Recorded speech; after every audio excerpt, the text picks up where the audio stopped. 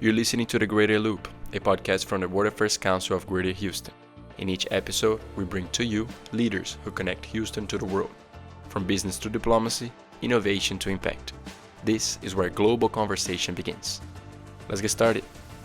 Hello and welcome to the World Affairs Council podcast. Today, our guest is Angela Hucles Mangano. She is a former U.S. women's national midfielder and two-time gold medalist and longtime advocate for athletic development and equity. Off the field, she's a public speaker, former media analyst, and nonprofit leader. We are so honored to speak with you today, Angela. Thanks, Marianne. It's my honor to be here with you. Oh, thank you. Well, I am curious, what first drew you to soccer? Everyone gets put in for different reasons. Their parents put them in, they're drawn to it. And tell us what drew you to soccer in the first place. Yeah, I actually was a little bit of both of those things. Originally, my parents saw that I had a lot of energy as a young child and wanted me to be active and do something productive. So I believe they gave me two options. I actually started off doing swimming for the local swim team, the neighborhood swim team. And for me, while I felt like I enjoyed it and was good at it, I had like these early mornings of getting up and going to the swim pool. And then the meets were, I'd be 10, 20 seconds in the pool. And I wanted more. I wanted to be more active. So the next season I tried soccer and it was an instant love affair. I loved just running out in the field. And, at that time actually was playing with all boys teams. We didn't really have a whole lot of girls teams where I grew up. And it was something that I loved just doing, playing, engaging with my teammates, and probably having the orange slices at halftime too. The creative snacks, that's what makes it fun. Exactly. Yeah. So now you're president of women's soccer and chief soccer officer at the Houston Dash. Tell us about that. What does your day look like? Yeah, I think my days are never the same, which I love about this job and this role. And it is definitely more on the administrative. I think it blends a lot of my passions. It's the football specific of the sport, but it's also the business side of the sports industry. So, my role really is to help create a vision, create the strategy that goes behind that vision of how we really shoot for the stars and get our goals achieved, and helping to support our staff who then support our players to not just win on the field, but looking at what does success look like? How are we winning off the field as well? And it's something that, I think having a background in the sport specifically has been great because I can empathize with our players. I can understand what they're going through, and it helps me also lead our staff in a much better way. What challenges do you get every day? It's changes. It could be something where, really helping to support a staff member work through a problem or an issue, or looking at how to elevate, our environment. What's really special and unique about not just our club, but I think the industry as a whole, specifically women's soccer, women's professional soccer in our country, is that we are at this really unique turning point, I think, where we are continuously still trying to advance what we pay our players, advance what resources that they have, creating more stability in a role that is highly unstable, as a professional athlete. And as staff members as well. So really, when I say the day to day is different, it could be negotiating a contract with a player or an agent to, traveling in a different city to support the team and watch a game, to interfacing with our marketing and PR department on how we're elevating our staff and players in the community. I'm interested to know how much of your team is from outside of the U.S.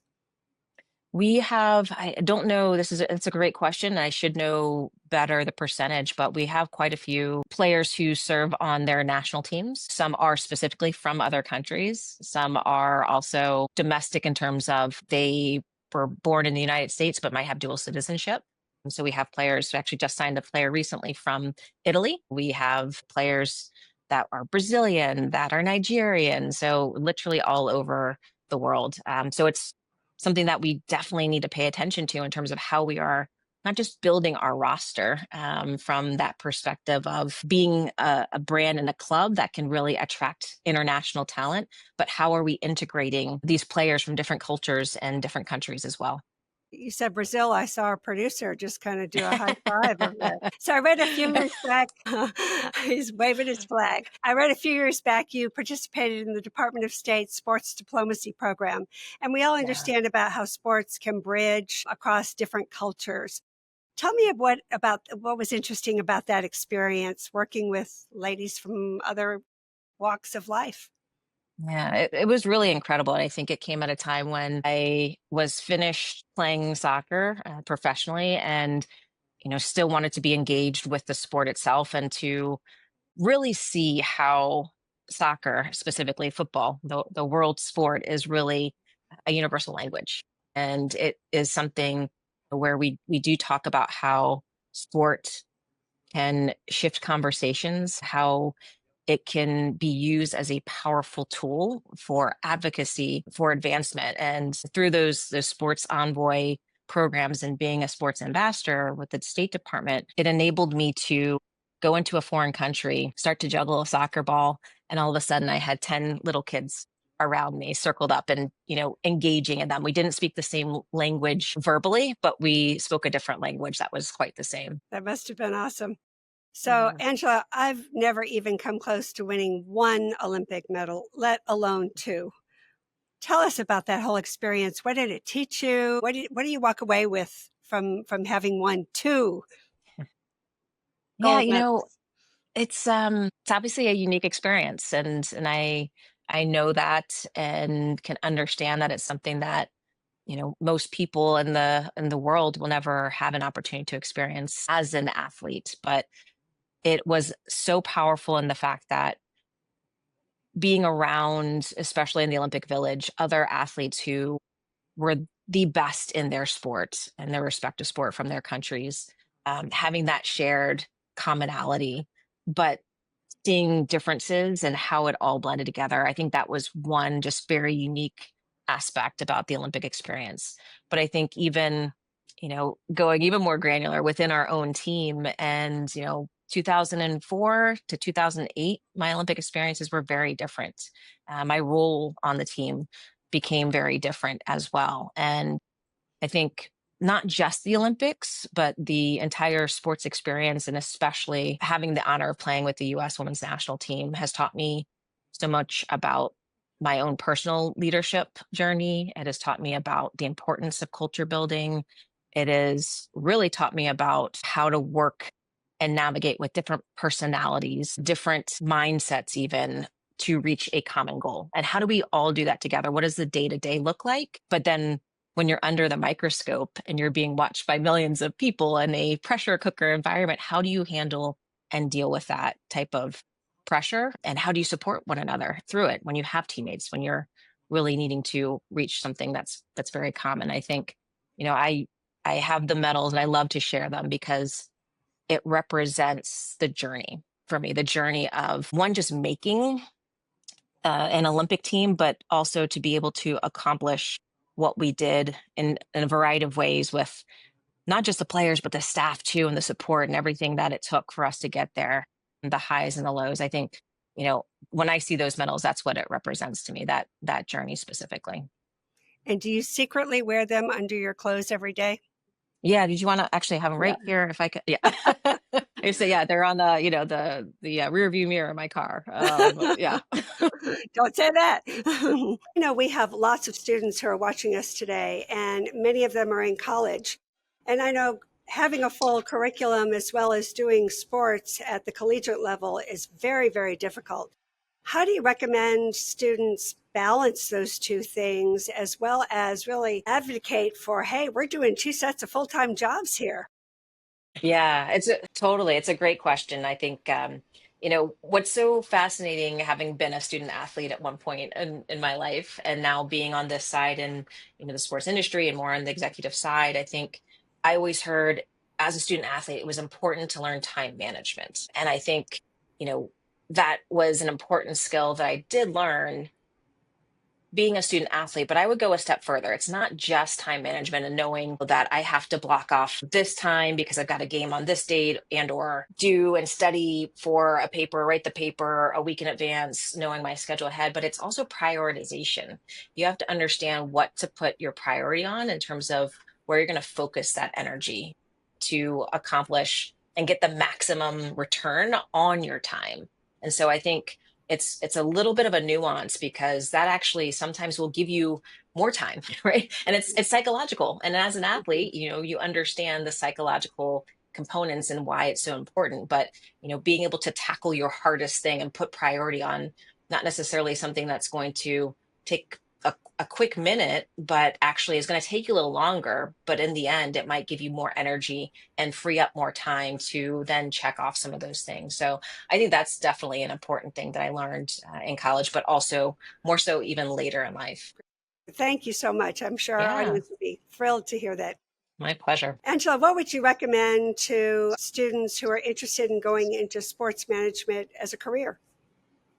That's a great question. I think it's actually probably, I would answer it differently now than if someone asked me that question uh, when I was getting into it, because I had no idea that this would be a role that I would hold one day when I was in college. And so I think I'm saying that for a few reasons, but one, they didn't really exist as much as they do now. I think the opportunities and being able to get into professional sports, into sports management, there are just so many more opportunities first and foremost. And so I do think pathways are different and they are being created. Having a sports background like myself in terms of playing at a high level definitely is helpful. So if you are already in sports, I think that whatever capacity and role you hold, I think that is definitely helpful. But I think things are opened up. And my advice would be really to seek out people that are holding positions that you're interested in. What are they doing? What was their path? How did they get involved? Are you able to connect with them on LinkedIn? Are you able to actually have a conversation? Ask them some questions. I think it's unique opportunities to have internships with sporting departments, but definitely on the business side, I know here with our Houston Dash and Dynamo organization, we do have internship opportunities in our business office. So I think being able to just put yourself in the room and starting to have conversations with people who you might have an interest in their roles are a great way to start. So now you're with the Dash, and I know that you're focused and you're kind of passionate about transforming the club culture. Tell us a little bit about that journey. Yeah, it's for me, obviously you use the right word. I am passionate about it because I have experienced it myself in terms of, what a strong culture looks like. The model that I tend to draw from is the U.S. Women's National Team. And while I haven't been in it in years. There is an underlining theme of why that team has been so successful in a variety of iterations of players and staff coming through it. And so I attribute that to a strong culture, the culture, the mentality culture that the U.S. Women's National Team have had since really the beginning and the inception of that team. I think with the Dash, what I like to and how I like to lead and thinking about success about culture is really a holistic one. We are a professional sports club, but it's a human experience that we're having.